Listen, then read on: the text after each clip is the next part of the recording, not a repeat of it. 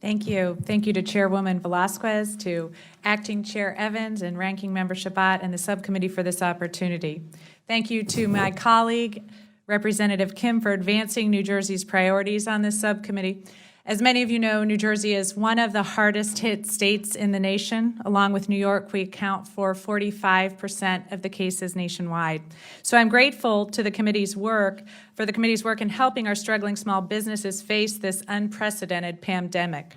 I testify today for New Jersey's small businesses and towns as we continue to develop future stimulus packages. I want to highlight two key issues I'm seeing in New Jersey. First, additional funds to the Paycheck Protection Program is only the first step. We must take the lessons learned and apply them now.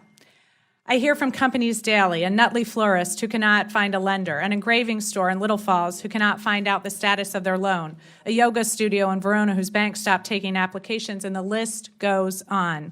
It's not sufficient to merely add more funding. We must make it easier for businesses to access these funds and live up to the intention of the program we created.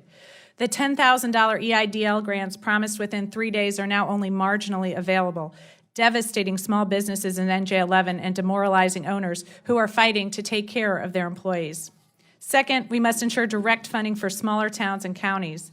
The CARES Act took the first step of providing funding for states and larger localities, but ignored counties like Morris in my district, which falls just under the population threshold to qualify for the funds.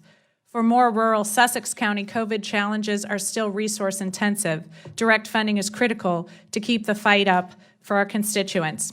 We must rectify this.